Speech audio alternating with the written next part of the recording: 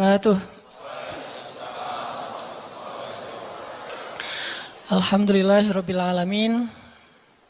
Alhamdulillahilladzi arsala rasulahu bil huda wa dinil haq liyudhhirahu 'alad dini kullihi wa kafa billahi syahida. Asyhadu an la ilaha illallah wahdahu la syarikalah wa asyhadu anna Muhammadan abduhu wa rasuluhu la nabiyya ba'dah. Allahumma shalli wa sallim wa barik ala sayyidina Muhammadin wa ala alihi wa sahbihi wa man tabi'ahu ila yaumiddin, amma ba'. Teman-teman yang dirahmati Allah Subhanahu wa taala, puji syukur kepada Allah yang pada kesempatan ini Allah ngasih lagi kita kesempatan buat belajar, buat i'tikaf di masjid, buat talabul ilmi, menuntut ilmu, yang mudah-mudahan apa yang kita dengar pada malam ini bisa menambah iman kita kepada Allah Subhanahu wa taala. Karena seperti yang pernah saya sampaikan dulu tuh, mencari ilmu dalam Islam intinya adalah mengasah rasa, bukan menambah wawasan. Menambah wawasan itu kebaikan, tapi bukan inti dari ilmu. Inti dari ilmu itu adalah mengasah rasa di dalam hati. Yang kalau dalam bahasa Islam disebut dengan, dalam bahasa agama disebut dengan iman. Sehingga bisa jadi seseorang tahu Al-Quran cuma satu ayat, tapi kalau dengan ayat itu dia bertambah dekat sama Allah, bertambah yakin, bertambah banyak amal solehnya, berarti dia adalah orang yang mendapatkan ilmu. Sebaliknya ada orang yang menghafal banyak ayat, mengetahui banyak hadis, atau dia punya gelar-gelar akademik di bidang agama, cuman gak nambah iman ke Allah, gak nambah takut kepada Allah, gak nambah dekat sama Allah, berarti dia cuman mendapatkan wawasan, bukan ilmu. Sehingga inti dari ilmu itu adalah mengasah rasa. Dan dalam Islam, tempatnya ilmu itu bukan di pikiran, tempatnya ilmu itu di hati. Sehingga yang disebut dengan fikih atau faqih, orang yang mengerti, kata ulama, al-fiqhu fiqhul qulub. Mengerti itu tempatnya di dalam hati. Apakah kamu sudah mengerti? Kalau kita katakan sudah, itu artinya kita udah ngerasain di hati. Bukan sudah mengerti dalam arti kita udah hafal, udah paham, udah ingat, udah tahu. Bukan itu yang dimaksud dengan sudah mengerti dalam kalimat fikih. Tetapi yang dimaksud dengan kalimat mengerti sudah bertambah yakin di dalam hati. Sehingga kalau misalnya kita dengar satu nasihat, satu ilmu, satu tausiah, gak nambah yakin dalam hati, berarti kita baru dapat wawasan. Makanya mudah-mudahan majelis-majelis kayak gini nih bisa benar-benar mencas iman kita. Yazid bisa nambah keyakinan kita kepada Allah SWT. Walaupun teorinya mungkin gak terlalu rumit. Ada mungkin pembahasan tentang akidah mengenal Allah dengan teori yang rumit. Dibagi-bagi. Misalnya akidah itu terbagi kepada 4 bagian. Ada istilah rububiyah, ada istilah uluhiyah, ada istilah asma, ada istilah sifat. Ini teori akidah. Tapi setelah membahas semua teori akidah ini, terus dia nggak makin yakin sama Allah, kalau ada masalah diserahin sama Allah, berarti dia baru dapat wawasan, belum dapat ilmu. Ada orang yang nggak ngerti istilah rububiyah, nggak ngerti istilah uluhiyah, asma, sifat, dan seterusnya. Tapi kalau lagi ada masalah dia bilang, tenang aja ada Allah, dia dapat ilmu. Jadi kita jangan terlalu rumit dengan istilah, tapi berusaha untuk merasakan semua kebaikan-kebaikan dalam ilmu itu di dalam hati kita. Lagian kan kita nggak pengen belajar untuk dapat gelar akademis sebagai seorang LC, MA, doktor ya. Kan kita belajar pengen memperbaiki diri. Sederhana. Dan kita juga tidak belajar agama untuk menjudge orang lain. Untuk menghakimi orang lain. Untuk jadi bahan debat di sosial media. Kita belajar murni untuk memperbaiki diri karena kita sadar bahwa diri kita belum sempurna. Mudah-mudahan malam ini kita dapat apa yang kita cari. Terus makasih untuk kesekian kalinya buat teman-teman yang selalu hadir, yang istiqomah, yang bahkan diam-diam banyak yang datang dari tempat-tempat yang jauh, yang diam-diam banyak yang sudah berkorban untuk bisa hadir dalam majelis ilmu ini, yang mungkin udah berusaha semaksimal mungkin untuk hadir lebih awal, tapi ternyata qadarullah tetap nggak dapat tempat di dalam, harus tetap di luar. Maka mudah-mudahan Allah Maha tahu apa yang sudah teman-teman perjuangkan. Dan saya selalu nge-mention tentang anak muda Bandung kemanapun saya pergi, bahwa memang syiar teman-teman di Bandung ini udah tersebar di seluruh Indonesia. Bahkan mudah-mudahan udah tersebar di luar Indonesia, bahwa semangat hijrah anak-anak muda Bandung ditiru oleh anak-anak muda di tempat-tempat yang lain insya Allah. Sehingga kita dapat pahala dari kebaikan yang ditiru itu.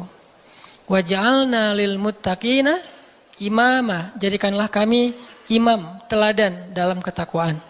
Jadi imam di sini bukan suami. Kalau itu masih lama kali ya. Imam di sini adalah teladan. Belum ada tanda-tandanya soalnya. Baik teman-teman, malam ini kita akan bahas tema plesetan dari salah satu grup band pada masanya. Yang tahu ini berarti usianya sekian. Saya juga nggak tahu karena masih muda. Nggak gaul makanya nggak tahu. Kalau nggak salah namanya Lamb of God ya. Jadi diplesetin jadi Mud of God. Tentang apa itu? Tentang, ini kalau yang plesetannya ya. Tentang gimana kita belajar memahami maunya Allah. Gimana kita belajar mengerti apa yang Allah kehendaki di dalam satu peristiwa kalau kita ngalamin sesuatu. Karena kalau kita nggak ngerti maunya Allah, nggak ngerti apa kehendak Allah di dalam apa yang kita alamin, kita jadi gampang putus asa. Kita jadi kadang-kadang malah berburuk sangka kepada Allah. Kalau udah berburuk sangka kepada Allah, pasti kita akan mengambil jalan-jalan yang harusnya kita hindari. Nah, kita belajar nih memahami Allah kayak gimana sih maunya. Dan orang yang dekat sama Allah ngerti banget yang gini-gini nih. Kita pengen belajar kayak gitu juga. Kan ada orang, sebutlah kita ya sama teman. Kita tuh udah dekat sama dia dari SD, kita udah barengan. Sama-sama SD tapi beda SD-nya. Nggak lucu ya. Nggak ketawa gitu. Dari SD udah barengan, SMP barengan, SMA barengan, kuliah barengan, nikah sendiri-sendiri. Nah, udah dari dulu tuh kita udah kenal banget sama dia. Jadi kan kita udah punya feel ya. Udah ngerti banget lah, udah peka banget dia kayak gini, dia kayak gitu, dia lagi sedih, dia lagi marah, dia tersinggung. Kita udah ngerti banget nih. Begitu dia ngomong satu kata, kita langsung ngerti. Misalnya dia ngomong apa gitu. Oh, berarti dia lagi nggak enak hati nih. Dia WA aja nih. Di WA kalau dia bilang aku berarti lagi santai. Kalau dia bilang saya berarti dia lagi kayak ada masalah nih sama kita. Ya udah nanti saya tunggu di mana gitu. Oh, kayaknya ada salah nih. Jadi kita peka karena kita ngerti dia. Terus ada apa yang kita lakuin tuh kita ngelakukan sesuai dengan, karena kita empati ya. Kita ngelakuinnya sesuai dengan apa yang nyaman buat dia. Terus kalau dia misalnya ngelakuin sesuatu, kita ngerti kenapa dia melakukan itu. Nggak sampai seseorang suuzon. Kenapa ada orang suuzon sama dia? Karena nggak ngerti sama dia. Kenapa ada orang yang salah sangka? Karena nggak ngerti. Gitu juga kita ke Allah. Sahabat Nabi itu sangat mengerti Allah kayak gimana, Rasul kayak gimana. Sehingga ketika turun ayat Al-Quran, mereka bukan cuma ngerti teks atau makna dari ayat secara tekstual. Tapi mereka juga ngerti pesan di balik ayat itu. Ini berarti kita udah berusaha untuk berpikir dengan apa maunya Allah. Kalau bahasa agama dengan logika Rabbaniyah. Bukan dengan logika ilmiah. Tapi Rabbaniyah. Berpikir dengan logika Allah. Bukan dengan logika kita doang. Contoh teman-teman. Ketika turun ayat salah satu ayat terakhir yang turun kepada Nabi di Al-Maidah Al-yawma akmaltu lakum dinakum wa atmamtu alaikum ni'mati wa raditu lakumul Islam dinan. Hari ini telah aku sempurnakan untuk kalian nikmatku, singkatnya, dan aku ridhoi Islam sebagai agama bagi kalian. Ketika turun ayat ini, sebagian besar para sahabat bertakbir, Allahu Akbar, bahagia gitu. Kenapa bahagia? Karena ayat ini ayat berita gembira, artinya Islam udah sempurna. Islam sudah utuh, syariat udah beres nih. Tapi ada satu sahabat, yaitu Abu Bakar As-Siddiq, malah nangis ketika ayat ini turun. Ketika yang lain berbahagia. Ditanya sama sahabat yang lain, kayak Umar gitu, ya Abu Bakar, wahai Abu Bakar, kenapa kamu bersedih, kenapa kamu nangis? Bukankah ini ayat busyra, berita gembira? Kata Abu Bakar, ya ini ayat berita gembira. Terus kenapa kamu sedih? Soalnya kalau agama sudah sempurna, syariat sudah utuh, berarti tugas Nabi udah selesai. Kalau tugas Nabi udah selesai, berarti sebentar lagi Nabi akan kembali kepada Allah. Ini tanda-tanda perpisahan. Bisa dibilang kalau haji itu ada haji wada, ayat juga ada ayat wada, ayat perpisahan. Salah satu ayat perpisahan surat Al-Maidah ini. Barulah para sahabat yang lain realize, dan mereka pun menangis. Ini berpikir, merasanya itu udah benar-benar peka. Kalau bahasa kemanusianya empati gitu. Kayak saya pernah jalan sama istri.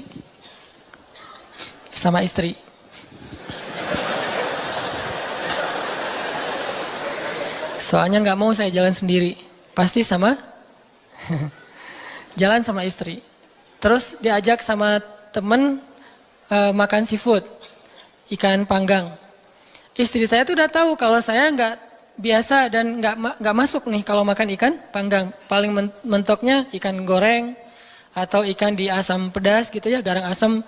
Tapi kalau yang panggang nggak masuk. Diajak sama teman saya, Ustadz ada ikan panggang enak banget nih, seafood. Benar-benar makannya di samping laut. Saya kan nggak enak nolak undangan ya. Oh ya boleh. Istri saya langsung lirik-lirik. Dan dia nanya, ada yang digoreng nggak? Kenapa dia bisa langsung ngomong gitu? Kan tahu kan jawabannya? Nah, ada nggak yang ngerasain kita kayak gitu kalau lagi jalan?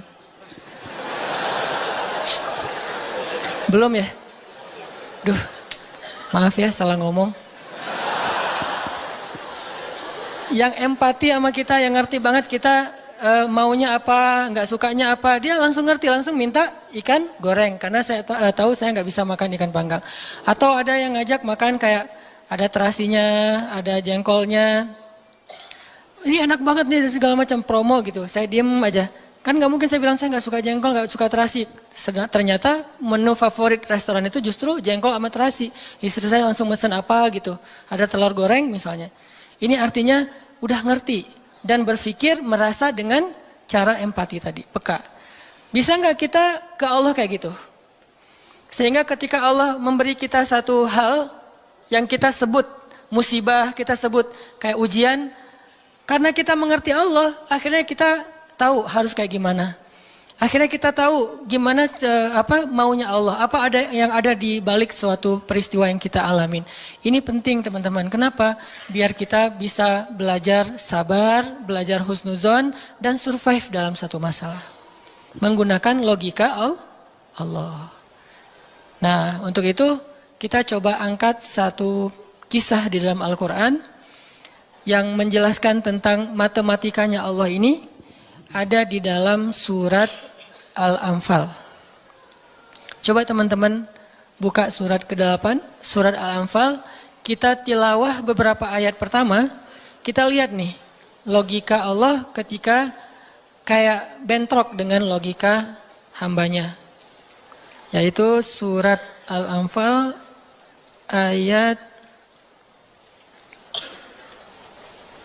5. Kita baca ayat 5 sampai ayat 8. Ini salah satu peristiwa ketika logika Allah kayak bentrok dengan logika manusia. Kepengennya Allah beda sama kepengennya hamba. Terus apa yang dilakukan hamba itu, terus apa hasil setelah itu? Kita coba baca ayat 5 sampai ayat 8. A'udzu billahi minasy syaithanir rajim. Silakan.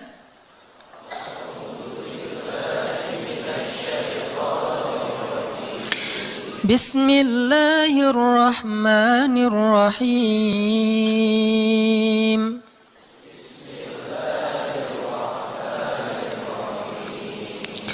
Kama akhrajaka rabbuka min baitika bil haqq.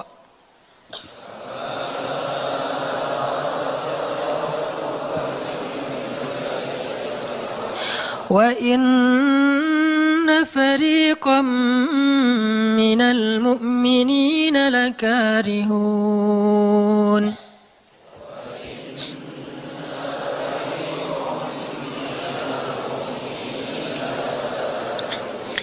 يجادلونك في الحق بعدما تبين كأنما يساقون إلى الموت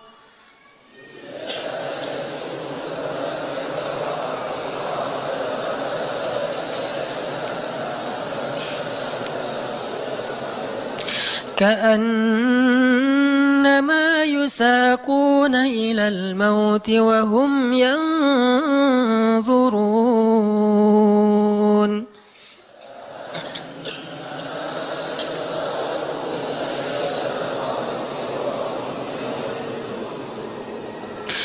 وإذ يعدكم الله إحدى الطائفتين أنها لكم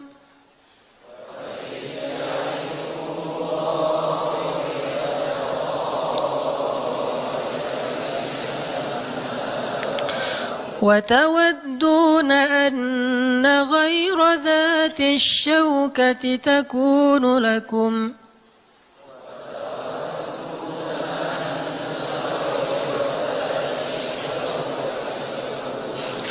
ويريد الله أن يحق الحق بكلماته ويقطع دابر الكافرين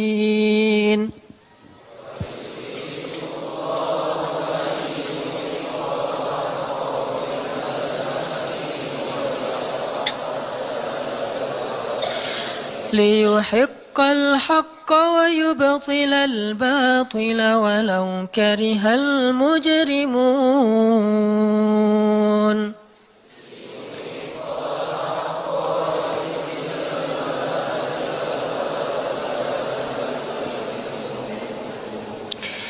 yaitu sebagaimana Tuhan kalian telah menyuruh kalian untuk pergi dari rumah kalian dengan sebenar-benarnya. Meskipun sesungguhnya sebagian dari orang-orang yang beriman itu tidak menyukainya. Mereka membantahmu, wahai Muhammad, tentang kebenaran setelah nyata bahwa mereka pasti akan menang. Seakan-akan mereka dihalau kepada kematian sedang mereka melihat sebab-sebab kematian itu. Dan ingatlah ketika Allah menjanjikan kepada kalian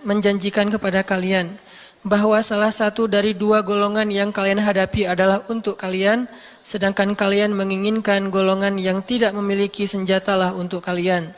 Tetapi Allah hendak membenarkan yang benar dengan ayat-ayatnya dan memusnahkan orang-orang yang menentang sampai ke akar-akarnya.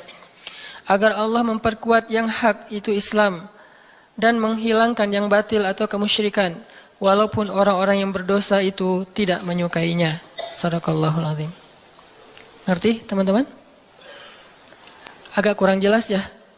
Kenapa kurang jelas? Karena kita mungkin sebagian belum membaca kisah yang ada di dalam ayat ini. Salah satu tips paling gampang kalau kita pengen ngerti ayat Al-Quran, baca dulu sejarah yang berkaitan dengan ayat itu.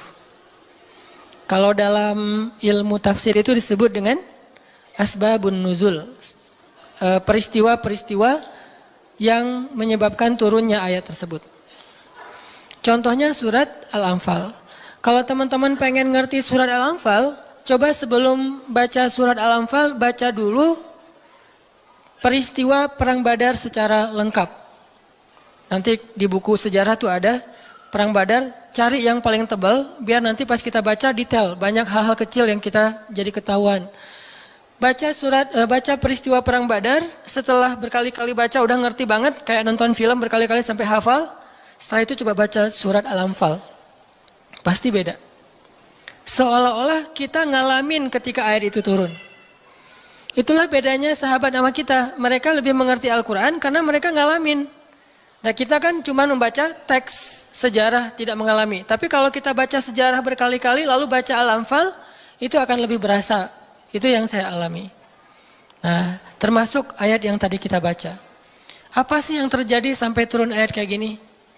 Yang terjadi, dulu di tahun kedua setelah Nabi hijrah ke Madinah, orang-orang Mekah yang dipimpin oleh Abu Sufyan mau berdagang ke Syam. Apa yang mereka bawa dalam karavan dagang? Harta-harta orang Islam yang dirampas ketika orang Islam hijrah ke Madinah. Jadi kayak misalnya Abu Bakar hijrah ke Madinah, harta Abu Bakar yang ditinggalin di Mekah itu dirampas sama Abu Sufyan. Terus ada Suhaib bin Amr Ar-Rumi hijrah ke Madinah, semua harta yang ditinggalkan di Mekah, pasarnya, ladangnya, ternak-ternaknya diambil oleh Abu Sufyan lalu didagangkan ke Syam. Nah, setelah 2 tahun kaum muslimin berada di Madinah, dapat kabar nih kalau Abu Sufyan dan karavan dagangnya baru pulang dari Syam membawa keuntungan hasil dagang harta kaum muslimin yang dirampas di Mekah. Berarti yang dibawa oleh Abu Sufyan harta siapa? Harta kaum muslimin ya, harta sahabat.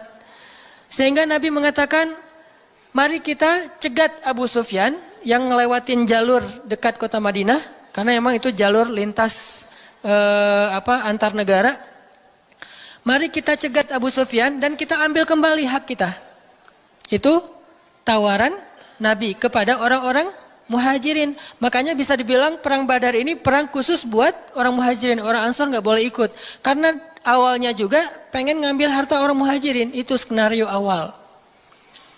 Mencegat karavan dagang untuk mengambil kembali hak mereka. Yang namanya karavan dagang kan nggak banyak pengawal. Beda dengan pasukan perang. Paling-paling pengawalnya 10-20 dibandingkan sahabat yang 300 orang, ini kecil. Sedangkan keuntungannya kalau berhasil mencegat besar. Jadi tantangannya, resikonya kecil, keuntungannya besar. Ini skenario awal. Sehingga para sahabat semangat. Udah 2 tahun kita kelaparan, udah 2 tahun kita nggak punya apa-apa, bergantung kepada orang Ansor, nggak enak sama orang Ansor. Masa makan terus di rumah orang? Nah sekarang kebetulan harta kita lewat nih, ya udah kita rampas lagi. Itu skenario awal.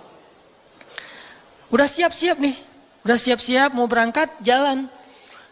Tengah jalan, Abu Sufyan dapat berita, kan pakai mata-mata gitu, dapat berita bahwa kaum muslimin mau mencegat. Akhirnya Abu Sufyan langsung nelpon Abu Jahal. Jahal gitu. Nelpon Abu Jahal dan sinyalnya bagus lagi waktu itu, langsung telepon, nggak putus-putus. Kita mau dicegat nih, coba kamu kirim pasukan untuk melindungi karavan dagang. Soalnya harta yang kami bawa juga ada hak kamu di situ. Jadi diiming-imingi. Abu Jahal pun kemudian mengumpulkan orang-orang Mekah sebanyak kurang lebih 1.000 orang untuk mengawal karavan dagangnya Abu Sufyan. Langsung melesat, satu pasukan bergerak cepat sehingga sekarang ada 2 target. 1 karavan dagang, 1 lagi pasukan militer yang jumlahnya 1.000 orang. 3 kali lipat lebih banyak dari kaum muslimin. Tiba-tiba turun ayat kepada Nabi. Terus Nabi mengatakan kepada para sahabat, wahai para sahabat, sekarang kita punya 2 pilihan. Mau tetap mencegat Abu Sufyan atau kita sekarang malah beralih ke Abu Jahal dengan pasukannya. Sok pilih yang mana kalian? Kaum muslimin sebagian besar memilih tetap seperti rencana awal, mencegat karavan dagang. Jangan mencegat pasukan. Ngapain kita capek-capek perang sama Abu Jahal, untungnya nggak ada. Terus pasukannya lebih banyak, resikonya lebih besar. Dan mereka terlatih, kita sipil yang dipersenjatai seadanya. Mending kita tetap kepada Abu Sufyan, untungnya besar, resikonya kecil, dan sama-sama sipil. Tapi ternyata ketika disuruh pilih kayak gitu, kaum muslimin udah memilih pilihan mereka, Allah memilih pilihan Allah. Kata Allah, enggak, aku memilih kalian menghadapi Abu Jahal. Berat gak sih kayak gitu? Ini matematika Allah, hitung-hitungannya Allah nih. Logika Allah. Kadang hidup kita kayak gitu banget teman-teman. Kita pengen kuliahnya ini, ternyata yang lulusnya bagian ini. Saya dulu pengen kedokteran. Tapi lulusnya malah ke Mesir. Ya alhamdulillah, karena nilai eksaknya jelek. Ya udahlah ke Mesir aja. Dan ke Mesir juga dulu niatnya bukan mau kuliah, mau main. Wah bagus juga kan dulu ada Dunia dan Berita suka perkiraan cuaca gitu kan, internasional. Kairo, hujan gitu. Wah Kairo, pengen kuliah ke luar negeri. Artinya bukan pengennya saya ke Kairo, tapi Allah menghendaki kayak gitu. Bukan pengennya saya menikah, Allah yang menginginkan. Saya pengennya dari dulu, bukan waktu itu. Jadi bukan pengennya saya menunda pernikahan ya. Pengennya mah 17 tahun nikah wilah. Lulus SMA atau belum lulus mah nikah. Tapi pengennya Allah usia 22 tahun. Ada yang 32 tahun. Ada yang 42 tahun. Ada yang masih betah sendiri. Nah pengennya kita mah udah mau nikah nih sekarang nih. Tapi pengennya Allah, jangan kamu jaga ibu dulu. Pengennya kita kerjanya kayak gini nih, usaha. Tapi takdirnya Allah jadi misalnya masuk ke pegawai negeri. Atau sebaliknya pengennya pegawai negeri malah jadi pengusaha. Dan seterusnya. Ada lulusan sains tapi usahanya di wisata kuliner. Di usaha kuliner. Ada yang kayak gitu. Ada teman saya lulus ITB planologi. Tata kota, tapi usaha kuliner. Tapi alhamdulillah dan sukses. Jadi kadang-kadang kepengennya kita sama Allah itu suka bentrok. Dalam kondisi kayak gitu apa yang harus kita lakukan? Termasuk kepengennya kita nggak punya anak dulu. Tapi nggak tahu gimana caranya tiba-tiba punya anak misalnya. Masih nggak tahu lagi gimana caranya ya. Kan ada tuh udah nikah, kita jangan punya anak dulu ya, karir dulu, ya aja, tapi ternyata nggak ada ikhtiar, pasrah gitu ya, akhirnya punya anak misalnya. Kan bukan kepengennya kita. Atau pengen punya anak, tapi belum punya aja, udah 15 tahun menikah belum punya anak. Kayak Nabi Zakaria, gimana nih? Ketika apa yang kita inginkan, dengan apa yang Allah inginkan, kesannya bentrok. Itulah yang terjadi kepada kaum muslimin dalam perang Badar. Mereka pengen Abu Sufyan, Allah pengen Abu Jahal. Sehingga Allah katakan di ayat 5-nya, wa inna fariqam minal mu'minin lakarihun. Walaupun sebagian orang-orang yang beriman itu karihun, nggak suka. Sehingga pada diam-diam mereka sebetulnya ngeluh gitu. Kenapa ya jadi berubah gini? Tahu gini dari awal, gitu kan ya? Mulai desas-desus di antara kaum muslimin. Karihun, tidak suka dengan pilihan ini, nggak suka dengan tawaran ini. Inilah yang terjadi. Dan kita kadang-kadang juga karihun dengan kehendak Allah. Karihun, kenapa sih harus kayak gini? Kenapa sih saya hidupnya gini-gini amat? Kenapa saya yang diperlakukan kayak gini? Kenapa? Dulu ada satu tips. Katakan saja la'allahu khair. Ya mudah-mudahan ada kebaikan di sini. Yang penting saya udah ikhtiar, jadinya kayak gini, ya udah jalanin aja. Saya udah ikhtiar, jadinya sama dia, ya udah jalanin aja. Mudah-mudahan la'allahu khair. Nah ini kita coba nanti lanjutkan lagi kisah perang Badar. Terus kita coba lihat hubungannya dengan hidup kita tuh kayak gimana. Mudah-mudahan kita bisa tahu apa yang harus kita lakukan kalau keinginan kita dan keinginan Allah kadang-kadang seperti bentrok. Kita sholat isya dulu ya. Bismillahirrahmanirrahim. Teman-teman yang dirahmati Allah Subhanahu wa taala, tadi kita bahas tentang gimana kadang-kadang kondisi ketika keinginan kita sama maunya Allah itu nggak ketemu. Kita dalam contoh sehari-hari aja. Misalnya mau main, ternyata lapangannya becek misalnya. Kalau buat anak-anak BMX atau skate mau ngetrik ternyata lagi cedera. Atau mau jalan sama seseorang, hujan misalnya. Apain lagi? Mau beli handphone baru.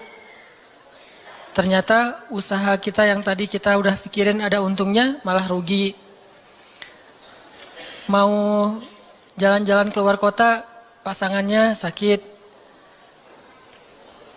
Dan banyak, kadang-kadang penyebabnya sepele banget. tapi bikin kita kecewa. Nah, gimana caranya kalau kondisinya kayak gitu? Sama kayak para sahabat dulu dalam perjalanan umroh. Pengen umroh, ternyata udah sampai di perbatasan kota Mekah, nggak boleh masuk, disuruh pulang lagi ke Madinah. Itu kan diceritain dalam surat Al-Fat ya, tentang perjalanan umroh yang berakhir dengan malah perjanjian Hudaybiyah. Niatnya pengen umroh, tapi endingnya perjanjian. Yang isi perjanjiannya, poin-poinnya kayaknya ngerugiin umat Islam banget. Tapi kan Allah punya rencana, dan rencana Allah pasti yang terbaik daripada rencana kita. Masalahnya gimana kita bisa ridho, bisa rela kalau kondisi itu terjadi dalam hidup kita. Kita sih yakin, ini adalah qadarullah, keinginan Allah. Tapi bikin kita yakin itu jadi berbuah, yakin itu kan kayak pohon ya. Iman itu adalah pohon. Gimana biar pohon ini berbuah?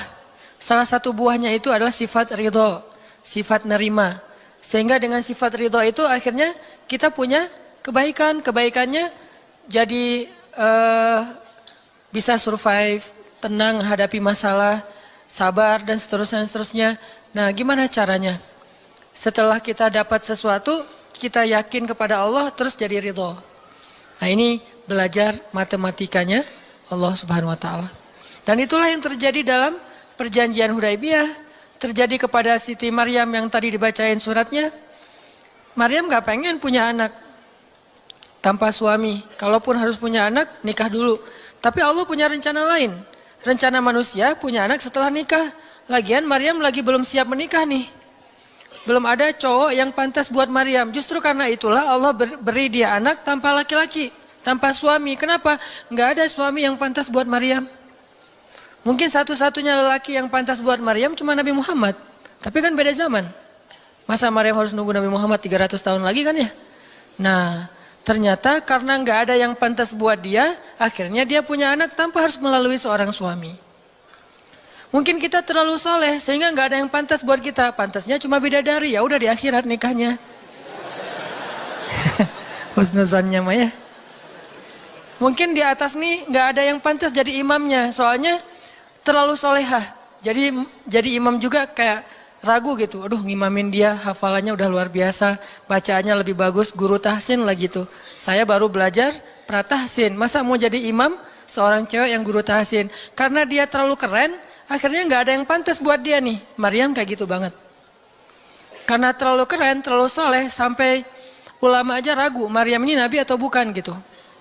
Sehingga ada dua pendapat ulama, sebagian bilang Maryam bukan nabi, orang soleh.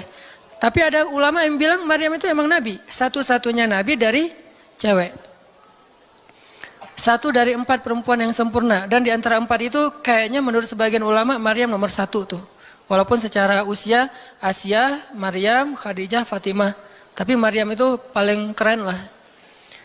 Tiba-tiba hamil, datang cowok keren, baju putih, jubah putih, auranya tuh luar biasa. Pokoknya cowok paling keren aja. Sampai Maryam kaget dan berta'awuz. Inni a'udzu birrahmani minka in kunta taqiyya. Aku berlindung kepada Allah dari kamu. Ketemu cowok keren malah berlindung, bukan bersyukur. Coba. Duh, keren banget ya. Astagfirullah, auzubillah, gitu kan ya. Nih Maryam nih. Duh, ceweknya keren banget. Udah lama ngelihat baru auzubillah, enggak. Dari awal auzubillah. Kenapa? Ada pasangan di sebelah gitu. Ada istrinya. Nah, Maryam langsung ta'awuz, inni a'udzu birrahman minka in kunta taqiyya. Kata Jibril, cowok keren itu ternyata namanya Gabriel. Kata Gabriel, innama ana rasulu rabbik liahaba laki ghulaman zakiyya. Jangan takut Maryam, aku itu utusan Tuhanmu, artinya malaikat yang pengen ngasih kamu anak yang sangat suci. Kata Maryam, anna yakunu li ghulam, gimana saya akan punya anak walam yamsasni basyarun. Enggak ada seorang laki-laki pun yang pernah nyentuh saya, nyentuh aja enggak pernah. Walam aku baghiyya, dan saya juga tidak pernah merendahkan diri depan laki-laki, artinya berbuat dosa. Anna yakunu li ghulam, gimana caranya saya punya anak? Kata Jibril, Kadzaliki qala rabbuki huwa alayya hayyin. Itu udah kehendak Allah, kehendak Allah. Dan itu hayyin, mudah banget buat Allah Subhanahu wa taala. Sepele banget lah buat Allah. Fahamalat, tiba-tiba Maryam hamil. Fantabadat bihi makanan qasiyya. Karena Maryam malu ketahuan hamilnya, akhirnya Maryam pun pergi ke suatu tempat yang terpencil, qasiyya, Aqsa. Aqsa itu artinya tempat yang jauh. Masjidil Aqsa disebut Al-Aqsa karena dia jauh dari Masjidil Haram. Kalau Madinah kan dekat. Masjid yang paling mulia kan ada 3 itu ya, Mekah, Madinah, Palestina. Nah, dia disebut Aqsa karena tempatnya jauh. Makanan qasiyya, tempat yang sangat jauh, terpencil, nggak ada siapa-siapa. Fantabadat bihi makanan qasiyya. Fa'aja ahal makhadu. Tiba-tiba dia udah harus ngelahirin setelah sekian bulan, mungkin 9 bulan. Qalat, dia bersandar di sebuah pohon, kemudian dia berkata, ya laitani mittu qabla hadza wa kuntu nasyam mansiya. Dia kayak orang menyampaikan satu bentuk kalimat sedih, kayak kalau bahasa sederhananya kayak ngeluh gitu. Ya laitani mittu qabla hadza, aduhai seandainya aku mati aja daripada harus menanggung malu kayak gini. Maryam itu kan pemalu banget. Mahkota sifat malu itu dipakai banget sama Maryam. Makanya ketahuan hamil nggak punya suami, itu buat Maryam pukulan paling luar biasa, telak banget. Walaupun dia nggak berbuat dosa, tapi tetap aja orang kan ngata-ngatain dia. Ditambah lagi Bani Israel, tahu sendiri kan Bani Israel suka banget viralin fitnah. Ada apa viral Bani Israel teh? Maryam hamil di luar nikah, viral. Semua orang ngomongin mana Maryam. Terus rumahnya tuh dilemparin batu karena dianggap sebagai pembawa sial bagi Bani Israel. Dasar Maryam ngaku-ngakunya suci, sok suci segala macam. Sehingga Maryam bilang, ya laitani mittu qabla hadza. Aduhai seandainya saya mati aja sebelum ini terjadi pada saya. Sehingga saya menjadi orang yang tidak pernah dibicarakan oleh siapapun. Sedih. Berarti pengennya Maryam beda dengan pengennya Allah. Secara emosional, secara manusiawi, secara fitrah ada penolakan dan itu manusiawi. Maryam menolak. Begitu juga sahabat Muhajirin. Wa inna fariqam minkum lakarihun. Minhum lakarihun. Walaupun sebagian kalian itu dalam keadaan karih, menolak, nggak suka. Emangnya kita mau nerima musibah? Pasti kita nolak kan secara spontan, fitrah, manusiawi, nolak. Ya laitani mittu qabla hadza wa kuntu nasyan mansiya. Aduhai seandainya aku mati aja sebelum kejadian ini terjadi padaku, sehingga nggak ada orang yang ngomongin tentang aku. Jadi nggak ada trending topik tentang Maryam waktu itu. Dia berharap kayak gitu. Semua berita buka channel mana aja Maryam. Asal buka Instagram yang muncul duluan di home tuh Maryam. Viral banget, semua orang ngomongin Maryam. Sehingga Maryam bayangin, semua orang ngomongin kita se-Indonesia. Karena emang sebelumnya kan Maryam memang selebgram banget kan. Semua orang pengen nge-following Maryam. Jangankan yang cewek-cewek, yang cowok juga pengen nge-following Maryam. Cuman gak ada yang pantas. Semuanya kagum sama Maryam, respect. Tiba-tiba berubah. Kalau gak naik, jatuh kan gak berasa nih. Kita gak naik, jatuh. Paling keseleo dikit. Tapi kalau naiknya udah terlalu tinggi, jatuh kan lebih sakit nih. Maryam tuh naiknya udah terlalu tinggi. Saking tingginya sampai Nabi menyebut dia satu di antara 4 yang sempurna di muka bumi. Nggak ada perempuan yang sempurna kecuali 4 itu. Itu benar-benar dipuja-puja tuh Maryam. Pengen punya anak nanti namanya Maryam. Pengen punya istri kayak Maryam.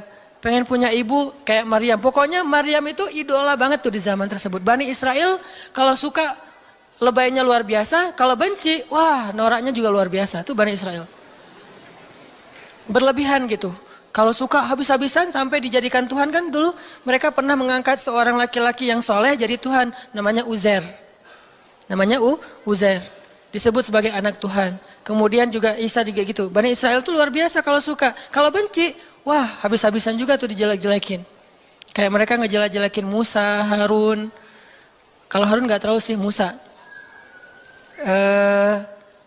Kayak mereka ngejelek-jelekin Nabi, malaikat malaikat Jibril. Kan Bani Israel paling gak suka sama Jibril ya. Jadi gak ada orang Yahudi nama anaknya Gabriel tuh gak ada.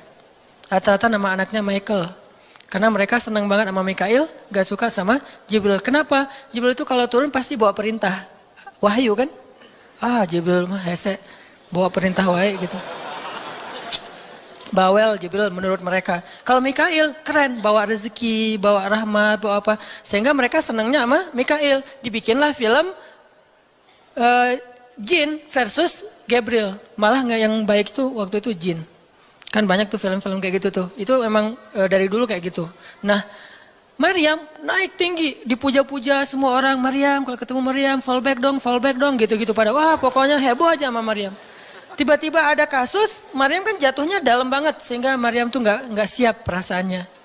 Bukan karena dia sombong dan senang dipuja, tapi memang dia orang yang selama ini nggak melakukan kesalahan apapun, tiba-tiba dihadapkan dengan tuduhan yang sangat-sangat menyedihkan. Mirip dengan yang dialamin oleh Aisyah dituduh selingkuh. Orang sekelas Aisyah dituduh selingkuh kan berat banget. Kita aja dituduh macam-macam udah wah sedih kan, apalagi Aisyah sekelas Aisyah yang terjaga dituduh selingkuh. Maryam terjaga dituduh selingkuh. Ternyata diam-diam Maryam banyak banget ada versi gosip dia melakukannya dengan rahib. Ada gosip melakukannya sesama murid di Al-Aqsa, ada gosip melakukan dengan Zakaria, banyak gosip. Berat banget buat Maryam sehingga Maryam mengatakan ya laitani mittu qabla hadza wa kuntu nasyan mansiya. Aduhai seandainya aku mati aja. Aduhai seandainya dulu aku nggak bikin akun Instagram, pasti nggak akan jadi apa-apa gitu. Nyesel udah punya akun. Udah gitu banyak lagi yang ngomongin. Akhirnya turun ayat. Turun lagi Jibril. Turun malaikat. Fanadaha min tahtiha alla tahzani qad ja'ala rabbuki tahtaki sariyya. Dipanggillah Maryam oleh malaikat itu. Ya Maryam, la tahzani. Kalau Abu Bakar, la tahzan. Kalau Maryam, la tahzani. Dua orang yang disebutkan kalimat la tahzan di dalam Al-Quran. La tahzan, innallaha ma'ana. Siapa? Abu Bakar. Kalau Maryam, la tahzani, qad ja'ala rabbuki tahtaki sariyya. Jangan sedih wahai Maryam, enggak usah khawatir. Allah udah memunculkan mata air di bawah kakimu. Artinya Allah yang akan merawat kamu, Allah yang akan ngebelain kamu, Allah yang akan deketin kamu, Allah bersama kamu wahai Maryam. Apa pelajarannya di sini teman-teman? Ketika Allah menggunakan logikanya yang kita tidak bayangkan, yang awalnya kita tolak, itu artinya Allah sedang memberikan kita kesempatan hanya akan ditolong oleh Allah saja, tidak oleh makhluk. Ketika Allah menempatkan kita dalam satu situasi yang sulit, yang sampai bikin kita kehabisan ide nih, gimana cara keluar dari situasi ini, itu berarti Allah lagi ngasih kita kesempatan masuk dalam sebuah situasi yang tidak ada yang bisa nolong kita kecuali Allah. Allah pengen nolong sendiri. Dan pertolongan Allah itu ajaib. Tapi kalau Allah tempatkan kita dalam sebuah situasi yang kita masih berpikir dan menemukan beberapa jalan walaupun belum pasti bisa, berarti kita masih diberikan kesempatan yang nolong kita itu makhluk. Oh minta tolong ke si fulan, minta tolong si fulan. Tapi begitu kita mentok, kenapa ya kok berat banget nih masalah saya? Berarti Allah lagi menempatkan kita di sebuah situasi yang Allah sendiri yang akan menolong kita. Itulah perang Badar, itulah perang Ahzab, itulah Hudaybiyah, itulah Maryam, itulah banyak kisah kayak gitu. Situasi yang kayak udah mentok banget, yang nggak pernah kita bayangkan, yang kita awalnya pasti nolak secara spontan, berarti Allah lagi nempatin kita di sebuah situasi yang Allah pengen men-treat kita langsung sendiri, nggak mau pakai yang lain. Qad ja'ala rabbuki tahtaki sariyya. Allah sendiri yang akan memunculkan mata air di bawah kakimu wahai Maryam. Ayub juga kayak gitu. Semua dokter datang habis uang Ayub untuk biaya dokter tapi nggak sembuh. Kenapa? Allah nggak pengen kesembuhannya dengan cara-cara yang kebayang oleh Ayub. Allah nggak pengen kita dapat jodoh dengan cara yang kebayang oleh kita. Reunian, stalking Instagram, salah ngambil kebab. Pokoknya yang kebayang sama kita itu nggak akan. Kenapa? Allah pengen ngasih kita cara yang cuman Allah sendiri yang tahu dan itu surprise. Dan itu istimewa banget. Apa itu? Kalau saya tahu berarti bukan surprise kan? Tunggu aja, masing-masing punya rahasia sendiri-sendiri. Dan ini yang bikin kita terus berharap. Sehingga Maryam tiba-tiba ngelihat di bawah kakinya sama Isa udah ada mata air. Minumlah dari mata air itu. Terus kata Allah, "Wa huzzi ilaiki bijid'in nakhlah Tusaqitu alaiki rutoban janiyya. Ya Maryam, goyangkan pohon kurma yang ada di sebelahmu. Kan dia tadi bersandar di pohon kurma pas ngelahirin. Terus disuruh goyangin tuh pohon kurma. Saya pernah bilang, bayangin gimana seorang perempuan yang baru ngelahirin, yang lagi lemah disuruh goyangin pohon kurma. Pohon kurma itu ukuran diameternya sebesar meja ini nih. Lebih besar daripada diameter pohon kelapa. Bayangin, ngegoyang pohon kurma sebesar ini, seorang perempuan, goyang gak tuh pohon? Gak bakal, laki-laki aja gak goyang, apalagi sendiri. 10 orang laki-laki aja ngegoyang pohon kurma segede ini, belum tentu goyang. Goyang aja enggak, apalagi sampai ngejatuhin buah kurma. Kalau buah kurma yang udah tua jatuh masih mending, ini yang muda jatuhnya tuh. Berarti kan goyangnya lumayan tuh. Berapa skala Richter ya? Yang muda jatuhnya, rutoban janiyya, bukan kurma yang tamar, yang udah tua, yang udah emang dihembus juga pakai angin, jatuh enggak. Wahuzzi, goyangkan pohon kurma itu ya Maryam. Apakah Maryam berpikir, Allah kalau ngasih perintah yang logis deh? Enggak kan? Kan Allah tahu ini pohon kurma dan saya baru ngelahirin, masa disuruh goyang? Enggak. Logika kayak gini, pertanyaan kayak gini, enggak muncul dari orang yang udah pasrah banget sama Allah, yakin kalau Allah yang perintahkan, lakukan aja deh. Gak usah tanya gimana nanti hasilnya, itu bagian Allah, bagian kita ngelakuin apa yang Allah perintahin, disebut dengan ikhtiar. Kadang-kadang ikhtiarnya nggak nyambung dengan hasil, tapi Allah suruh, ya udah lakuin aja. Maryam pegang tuh pohon, baru digoyang dikit, udah langsung berguncang. Tusakit alaiki, jatuhlah, bukan jatuh, berjatuhanlah, berarti banyak nih. Berjatuhanlah untukmu rutoban janiyya, buah-buah kurma yang masih muda tapi manis. Artinya apa? Hasilnya Allah yang pilih. Kurma yang mana yang mau jatuh, dengan rasa apa yang mau jatuh, yang jaraknya sekian dari tempat duduknya yang Maryam yang akan jatuh. Allah yang menentukan hasil, tugasnya Maryam cuma ngegoyangin dong, walaupun gak mungkin akan terguncang. Ini iman. Belajar iman. Allah yang suruh ya, sudah saya lakukan. Allah suruh ikhtiar ya saya ikhtiar, Allah suruh berobat ya saya berobat. Tapi hasilnya Allah yang nentuin kayak gimana caranya. Akhirnya rutoban janiyya, berjatuhan. Kata Allah, fakuli washrobi wa qarri aina. Makanlah Maryam, minumlah Maryam, dan bersenang hatilah kamu dengan semua ini. Sehingga kata Nabi komen setelah baca ayat ini nih. Nabi komen. Komen Nabi apa? Korma dan manusia itu ada hubungan sejarah. Diciptakan dari jenis tanah yang sama. Jadi pohon-pohon lain itu jenis tanahnya beda. Cuman satu yang mirip dengan manusia, jenis tanahnya korma. Sehingga salah satu yang cepat merecovery seorang perempuan yang baru ngelahirin adalah makan rutoban janiyya, korma yang yang muda tapi manis. Jangan dikasih ke bayinya ya, keselak, bahaya. Kasih ke ibunya. Kalau ke bayinya, tamar, korma yang udah tua, terus dikunyah sama bapaknya dengan syarat bapaknya udah gosok gigi. Jangan habis makan bala-bala, cengek, makan kurma, kasih ke bayi.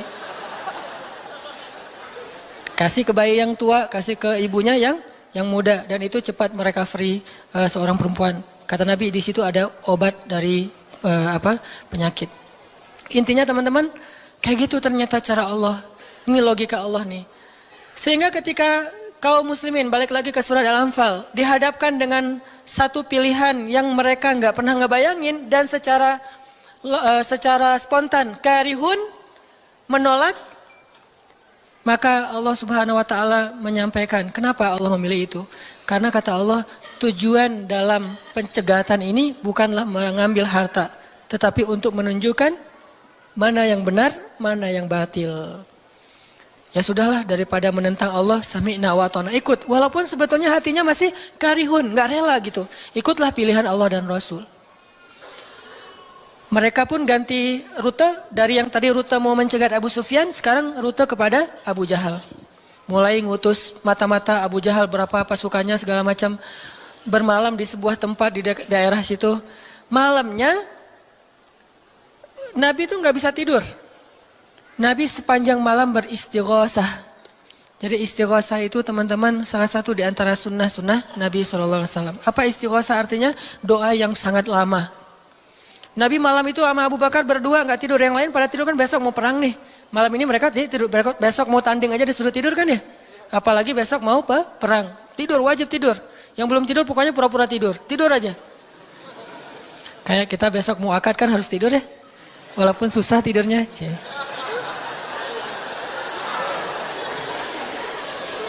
Pokoknya kalau mau akad nggak bisa tidur teman-teman. Ngapain? Ngafal aja. Saya terima kok. Nanti takut salah saya tolak kan bahaya. Udah diizinin sama calon mertua masih ditolak. Nah, malamnya pada tidur kecuali 2 orang. Rasul sama Abu Bakar. Selalu berdua orang ini nih pokoknya soulmate banget. Direkam soulmate-nya di Al-Quran. Rasul beristighosah, doa yang sangat khusyuk. Berharap banget, panjang lagi doanya sepanjang malam. Sampai Nabi mengangkat kedua tangannya itu nggak gini, tapi gini. Pernah nggak doa kayak gini? Nah, makanya masih sendiri ya. Coba istighosah, ya Allah. Langsung tuh. Jadi kalau doa jangan gini doang. Apalagi gini, santai. Sesekali doa, Allah. Ternyata belum, naik lagi sampai setinggi mungkin. Dan itu ada sunnahnya, Nabi berdoa dengan, kan Nabi berdoa kadang mengangkat tangan, kadang tidak mengangkat tangan, kayak doa sehari-hari misalnya angkat tangan kan ya. Kayak mau makan misalnya, Bismillahirrahmanirrahim amutu wa ahya. Allahumma barik lana gitu ya, kan nggak harus ngangkat tangan. Sarewai ini. Nah, udah kadang Nabi doanya gini, nelunjuk.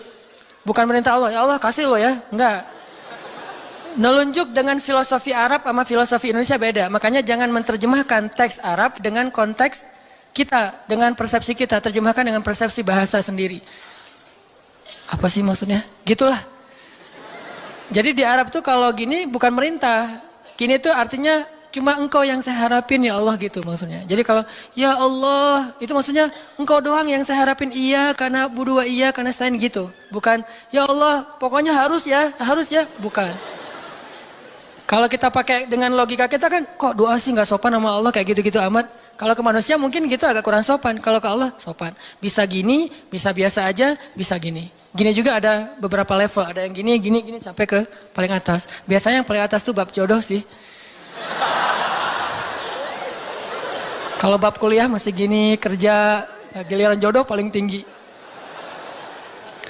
Apalagi kalau udah jodohnya balikan sama mantan. Tuh kayaknya naik kursi. Lebih tinggi lagi. Jadi malam itu Nabi beristighosah sampai syal beliau jatuh, nangis, janggut beliau basah dengan air mata, nangis panjang malam, ya Allah jika besok kami kalah perang, terbunuh semua, mungkin di muka bumi ini nggak akan ada lagi orang yang menyebut la ilaha illallah. Abu Bakar ngambil rida syalnya Rasul ditaruh lagi cukup bagimu ya Rasulullah, cukup ya Rasulullah. Allah udah mendengar. Abu Bakar menenangkan Rasul, tapi Rasulullah terus saja gitu. Kayak kita lagi doa kata teman, udah Allah udah dengar. Taruh dulu. Kalau kita mah gitu ya. Nah, tapi jangan dibayangin gitu. Rasulullah pasti khusyuk banget, nggak kayak kita. Udah selesai berdoa, pagi-pagi sahabat riuh. Innalillah gitu. Kalau kita kan innalillah pasti ada yang meninggal ya. Siapa yang meninggal?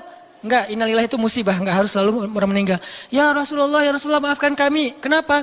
Ternyata sebagian para sahabat malam itu digoda oleh syaitan sehingga semua pada mimpi basah, maaf. Tapi kayak gitu emang sejarahnya. Bukan semua, sebagian besarnya mimpi basah. Sehingga pas bangun mereka dalam keadaan junub, kotor, tidak suci, tapi enggak ada air. Untuk wudhu aja kurang, apalagi untuk mandi. Dan mandi junub kan harus semuanya. Sedangkan besok mereka mau berperang melawan musuh dalam keadaan tidak suci. Ini kayak pertanda buruk gitu. Dan mereka merasa mentalnya makin drop. Tiba-tiba Allah beri ketenangan buat mereka. Turun air hujan. Malam itu hujan turun. Hujannya hujan lokal lagi. Camp kaum muslimin hujan. Camp orang kafir enggak? Hujan. Nyebrang-nyebrang. Hujan enggak. Yang namanya di Indonesia gitu. Di camp kaum muslimin hujan, di campnya orang kafir enggak hujan. Akhirnya pada mandi, alhamdulillah, Allahu Akbar. Itu nanti ada ayatnya setelah itu. Coba nanti baca lagi halaman kedua. Ketika ada adegan hujan segala macam. Itu ceritanya kayak gitu. Akhirnya makin mantap. Alhamdulillah bisa mandi, wudhu, minum. Baru mereka yakin bahwa ini adalah benar-benar perintah Allah. Nah hidup kita tuh kalau kita ngejalanin hal-hal kayak gini. Kita bakalan kayak lagi jalan bareng Allah. Sehingga nanti kita akan banyak ngelihat keajaiban-keajaiban Allah. Kalau kita nggak pernah masuk dalam situasi ini, kita tuh kenal Allah cuma dari kata orang, nggak pernah jalan bareng. Kita kayak kenal seseorang, tapi kata teman kita, cuma lihat postingannya doang, tapi nggak pernah jalan bareng, jadi nggak kenal dekat gitu, dan nggak akan dapat feel. Begitu juga kita kenal Allah. Kalau kita kenal Allah hanya dalam situasi normal, wajar, nyaman, berarti kita kenal Allahnya cuma dari katanya, cenah. Nggak pernah ngalamin sendiri. Begitu kita dihadapkan dengan situasi kayak gini, berarti kita lagi diajak Allah jalan bareng. Yuk jalan bareng saya. Siap ya Allah. Hah? Banyak kejutan-kejutan. Banyak yang bikin kita kaget. Kenapa? Karena kita jalannya dengan zat yang maha kuasa. Dia akan tunjukin kekuasaan-kekuasaannya. Dan kekuasaan Allah yang paling luar biasa ditunjukin justru dalam kesulitan. Kalau dalam normal nggak luar biasa namanya. Kayak kita sama teman kita. Dia ngasih kita hadiah atau pinjam duit 100.000 pas kita lagi awal bulan, kan biasa aja ya. Coba kalau dia pinjemin duit 50.000 pas akhir bulan, kan luar biasa kan. Jadi makin kita sulit, Allah tunjukin kekuasaannya, di situ kita makin lihat gimana kita tuh bergantung banget sama Allah. Emang Allah bikin skenario-nya kayak gitu. Sehingga kalau kita teman-teman dihadapkan atau dikondisikan sama Allah dalam suatu keadaan yang kita nggak siap, yang kita nolak, yang kita berontak, tapi di sisi yang lain kita yakin ini ketentuan Allah, belajar meyakini, oh Allah lagi ngajak saya jalan nih. Allah lagi ngajak saya jalan, biar lebih kenal sama Allah. Biar Allah nunjukin langsung. Satu, kedua, niatin juga, oh Allah pengen memperlakukan saya khusus, nggak mau pakai yang lain, berdua aja biar Allah yang menolong saya. Karena udah nggak bisa ngarap siapa-siapa. Akhirnya kaum muslimin pun melakukan peperangan Badar, duel dulu nih. Jadi ada kayak tarung dulu 3 orang dari kaum muslimin, 3 orang dari orang kafir. Tarung salah satunya jagoannya Nabi, kesayangan dan kebanggaan Nabi banget, anak muda yang bernama Ali bin Abi Thalib. Ali maju, kalah musuh, terkapar, 3-tiganya mati. Kaum muslimin bertakbir, ahadun ahad. Yel-yel yang dipakai oleh Bilal dulu di Mekah, dipakai oleh kaum muslimin. Menanglah perang Badar. Dan dalam peperangan itu Allah tunjukkan yang luar biasa, kaum muslimin ditolong oleh makhluk yang turun dari langit berbondong-bondong, terbang menyambar dengan pakai ikat kepala berwarna hijau. Malaikat. Jadi ada khusus malaikat yang tugasnya sebagai malaikat militer. Ini malaikat angkatan udara nih. Malaikat militer. Kalau yang tadi kan di Maryam angkatan darat. Jadi ngasih korma segala macam. Ini angkatan udara. Nyambar dari atas, bayangin. Kaum muslimin lagi perang, tiba-tiba serangan udara, kan luar biasa tuh. Dan ini pertolongannya munculnya kenapa? Karena kaum muslimin memilih pilihan Allah. Menggunakan logika Allah. Di logika itu, di jalan itu, di kondisi itu, Allah bakalan nunjukin banyak keajaiban. Kalau kita pengen lihat keajaiban, belajarlah untuk bersabar kalau kita tiba-tiba berada dalam kondisi kayak gitu. Kalau enggak, kita enggak akan pernah ngelihat keajaiban dan kebesaran Allah. Tiba-tiba datang malaikat nyamber, terus pergi lagi, nyamber lagi. Itu berbondong-bondong tuh, ribuan malaikat. Ngapain sih kok banyak banget ribuan malaikat? Sebetulnya satu malaikat juga ngehembus kan habis tuh orang kafir ya. Ya apaan sih orang-orang, habis kan ya? Gampang kan buat malaikat, kenapa sampai ribuan? Kata Allah alasannya bukan untuk ngancurin orang kafir. Alasannya untuk meneguhkan orang beriman.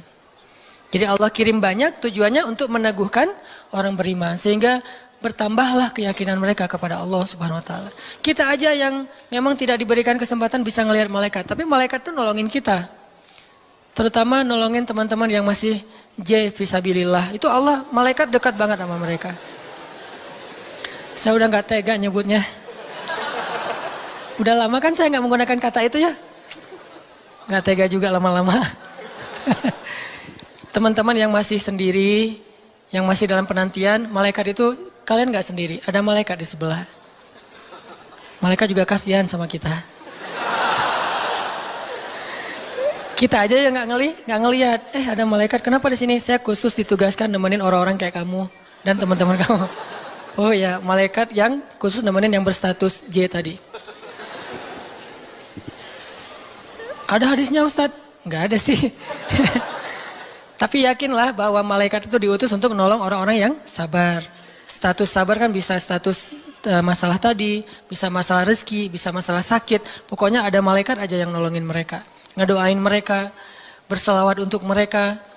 memberikan naungan rahmat untuk mereka. Pokoknya banyak tuh. Apalagi para sahabat yang tadi mau memilih pilihan Allah walaupun awalnya nolak, karihun.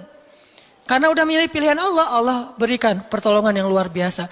Mungkin kalau tadi mereka maksain pilihan sendiri, bisa jadi dua-duanya nggak dapat. Abu Jahal nggak dapat, Abu Sufyan nggak dapat apa-apa. Untungnya mereka bersabar memilih pilihan Allah. Itulah hidup. Makanya teman-teman, kalau pas kita dapat satu musibah atau satu masalah, satu ujian, kehilangan sesuatu, itu berarti kita dikasih kesempatan untuk ngedapetin sesuatu yang lebih baik. Gimana caranya? Berhusnuzon kepada Allah. Karena kata Allah, Ana inda dhanni abdi bi, aku tergantung prasangka hambaku kepadaku. Berarti kalau kita misalnya lagi dapat masalah, terus kita berhusnuzon, oh Allah pengen ngasih yang lebih baik. Itu Allah berarti kayak gitu. Kan kesempatan kan? Kenapa kita malah gunain kesempatan itu untuk bersuuzon? Kenalah kita dengan apa yang kita persangkakan. Aku tergantung prasangka hambaku kepadaku. Pas ada musibah kehilangan sesuatu, oh mungkin memang Allah pengen ngasih saya yang lebih baik dari ini. Ini kan udah lama saya pakai, ini udah 2 tahun, 3 tahun, pengen diganti sama Allah. Itu gitu banget Allah tuh sama kita. Terus kenapa kita gak mau berprasangka baik kalau kayak gitu? Masalah yakin. Kalau kita malah pas dikasih musibah kehilangan sesuatu bilang, apa lagi maunya Allah, kayaknya Allah gak senang dengan saya taubat nih, maka Allah juga akan memperlakukan kita kayak kita prasangkain. Makanya kalau kita dapat musibah, ujian, itu berarti kita dikasih kesempatan untuk memikirkan sesuatu yang baik yang akan Allah kabulkan. Kalau nggak dikasih itu, berarti kita nggak dikasih kesempatan memikirkan yang lebih baik. Begitu dikasih, oh saya harus mikirin yang lebih baik nih. Kayak gitu aja terus. Apapun musibahnya. Termasuk yang tadi gagal dalam hubungan, diputusin atau ditolak. Kita mikirin, oh berarti Allah mau ngasih yang lebih baik dari dia. Ternyata tetap ujung-ujungnya dia juga. Kok bisa? Oh berarti dia diperbaiki sama Allah. Dibuat lebih baik, dibuat lebih soleh, lebih pantas, baru bareng dengan kita. Coba kalau nggak dibuat lebih soleh udah langsung jadian. Kan bisa bahaya juga buat kita. Stres juga kan mikirnya ya. Makanya Nabi mengatakan, sebaik-baik perhiasan adalah istri yang soleha. Itu benar-benar menyenangkan hati. Kebahagiaan bagi laki-laki itu adalah memiliki seorang istri yang soleha. Istri yang soleha itu bukan cuman istri yang hafal Qur'annya banyak, yang hafal hadisnya bukan wawasan. Istri yang soleha itu istri yang akhlaknya baik. Yang kalau kita ngelihat dia langsung bahagia.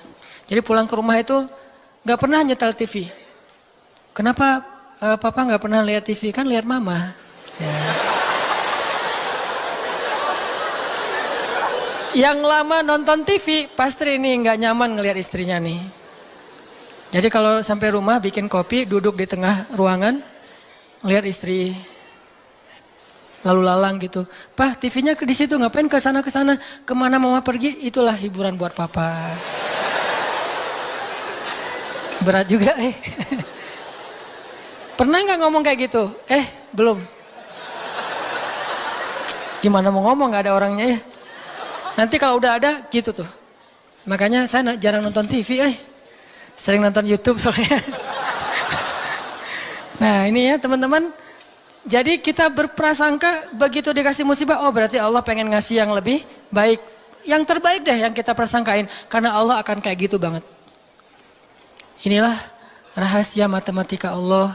Yang Allah berlakukan kepada Ahlu Badar. Yang Allah berlakukan kepada para sahabat yang berjanjian Hudaybiyah, Bai'atul Ridwan. Yang Allah berlakukan kepada Siti Hajar, Maryam, dan banyak lagi kisah-kisah yang benar yang disebutkan di dalam Al-Quran. Mudah-mudahan nambah yakin kita. Kita bukan minta musibah, tapi emang itu fitrah kehidupan manusia. Udah kayak gitu sunatullah. Semua yang hidup pasti dikasih ujian. Jangankan orang biasa, jangankan orang beriman, orang biasa aja dikasih ujian. Apalagi beriman. Beriman itu pasti dikasih ujian sama Allah. Cuman karena ujian itulah Allah memperlakukannya lebih istimewa daripada orang lain. Jadi siapa orang yang paling istimewa di mata Allah? Yang paling banyak diuji. Jadi jangan pede dulu bahwa kita lebih istimewa di mata Allah gara-gara kita ibadahnya lebih bagus dari teman kita. Bisa jadi teman kita nggak tahajud. Bukan berarti nggak perlu tahajud ya, tahajud keren, bagus, luar biasa. Tapi ini kalau kita ke orang lain gitu, misalnya kita udah tahajud, misalnya kita udah taklim, misalnya kita udah tilawah, misalnya kita udah sedekah, misalnya.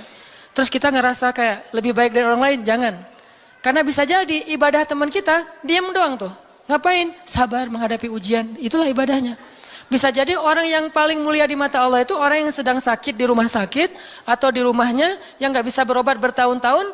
Pas kita lihat ke dia mah nggak, ibadahnya nggak dahsyat kayak kita. Nggak pernah ikut talim, tilawahnya sedikit-sedikit, paling juga yang dia hafal aja karena udah nggak bisa baca saking sakitnya. Tapi ibadahnya itu 24 jam sehari, lewat apa? Sabar menghadapi ujian sakit. Berarti bisa jadi teman kita yang baru diputusin itu lebih mulia daripada kita yang baru jadian. Jadi jangan ngeledekin ya, jangan suka membuli lah. Karena yang dibully itu bisa jadi lebih mulia daripada yang membuli. Astagfirullahaladzim. Ya. Itulah teman-teman kajian tentang matematika Allah. Mudah-mudahan kita mengerti. Maksud mengerti di sini meyakini, bisa bertambah yakin sama Allah dan bisa diterapin. Tadi kalau dikasih ujian, berarti kita punya kesempatan berprasangka baik supaya kita dapat apa yang kita prasangkakan. Kalau dikasih ujian, berarti Allah pengen ngajak kita jalan berdua nih. Kalau dikasih ujian, berarti Allah pengen memperlakukan kita secara khusus. Nggak mau yang lain bantu kita, pengen Allah doang yang bantu. Dan itu keistimewaan dari Allah untuk kita. Ya Allah, paham kami kehendak-kehendak-Mu ya Allah. Jangan biarkan kami berburuk sangka kepada Engkau ya Allah. Karena jika kami berburuk sangka kepadamu, maka itu tidak akan merugikan Engkau sedikit pun ya Allah. Jika kami berputus asa, itu pun tidak akan merugikan-Mu ya Allah. Engkau tidak butuh kepada kami, tetapi kami yang butuh kepadamu ya Allah. Pahamkan kami tentang ketentuan-ketentuan-Mu. Pahamkan kami tentang kebijaksanaan-Mu. Pahamkan kami tentang kebaikan yang ada di sisi-Mu. Sehingga kami bisa menjalani hidup kami dengan penuh prasangka baik. Menjalani hidup kami dengan penuh kesabaran, optimis, berserah, dan selalu yakin kepada Engkau ya Allah. Ya Allah, kuatkanlah iman kami. Karena dengan kekuatan iman itulah kami bertahan. Kami tidak bertahan karena fisik kami yang kuat. Kami tidak mampu bertahan karena uang kami yang banyak. Kami tidak mampu bertahan karena kesempatan kami yang lapang. Kami bertahan dalam satu ujian jika iman kami kuat kepada Engkau ya Allah. Kuatkanlah iman kami ya Allah. Terutama ketika kami merasa lemah, sendiri dan tidak berdaya. Ketika kami merasa tidak ada yang bisa menolong kami dalam satu masalah selain Engkau ya Allah. Ketika kami merasa ujian yang kami hadapi sudah hampir di batas kemampuan kami ya Allah. Saat itulah dekap kami dengan kasih sayang-Mu ya Allah. Dekap kami dengan kasih sayang-Mu sebagaimana Engkau mendekap Rasulullah SAW. Tolong kami, temani kami sebagaimana Engkau menemani Rasulullah dan Abu Bakar di dalam Gua Thur. Beri kami jalan keluar sebagaimana Engkau memberikan kebaikan kepada Maryam.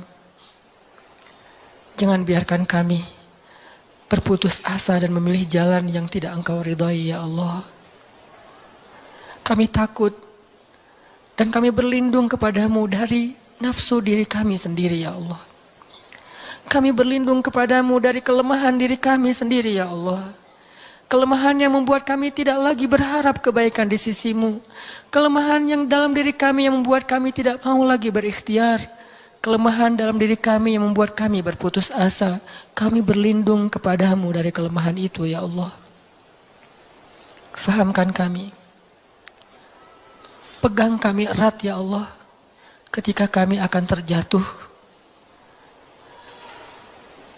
Justru kami sangat membutuhkan-Mu saat itu ya Allah. Kami sangat membutuhkan-Mu saat itu ya Allah. Janganlah Engkau tinggalkan kami di saat-saat kami paling lemah. Janganlah Engkau tinggalkan kami di saat kami gamang dan bingung. Bukankah Engkau berfirman, Alam yajidka yatiman fa'awa, ووجدك ضالا فهدى ووجدك عائلا فأغنى.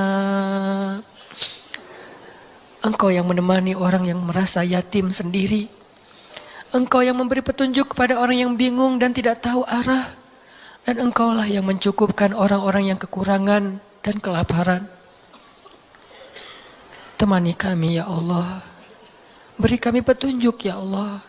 Cukupkanlah kami ya Allah. Kami mohon ya Allah. Genggamlah hati kami ketika kami dalam keadaan rapuh. Ketika kami dalam keadaan galau. Ketika kami dalam keadaan lemah. Ilahana, jangan lepaskanlah ikatanmu kepada kami. Jangan lepaskan pandangan kasih sayangmu atas kami. Jangan lepaskan dekapanmu dari kami ya Allah. Janganlah Engkau turunkan baroahmu kepada kami. Sebagaimana Engkau turunkan baroah kepada orang-orang yang Engkau murkai. Jangan Engkau biarkan hidup kami istidraj kepada kehancuran. Sebagaimana Engkau pernah mengistidrajkan orang-orang yang Engkau benci. Sayangi kami ya Allah. Dekatkan kami kepadamu ya Allah. Itulah yang paling berharga dalam hidup kami ya Allah. Kadang kami bisa menjauh dari seseorang yang kami sayangi. Kadang kami bisa kekurangan dari hal-hal yang kami butuhkan. Kadang kami bisa merasa lemah dan tidak berdaya. Tetapi asalkan Engkau ada di sebelah kami, asalkan Engkau bersama dengan kami, maka semua itu akan bisa kami lalui ya Allah. Jangan tinggalkan kami sedetik pun dalam hidup kami ya Allah. Jangan tinggalkan kami sedetik pun dalam hidup kami ya Allah. Rabbana, dengarkanlah doa-doa kami ya Allah. Perkenankanlah permohonan-permohonan kami ya Allah. Terimalah amal-amal kami walaupun masih sedikit dan banyak keterbatasan. Dan ampunkan dosa-dosa kami ya Allah. Rabbana atina fid dunya hasanah wa fil akhirati hasanah wa qina adzabannar. Subhanakallahumma wa bihamdika asyhadu an la ilaha illa anta astaghfiruka wa atubu ilaik. Assalamualaikum warahmatullahi wabarakatuh.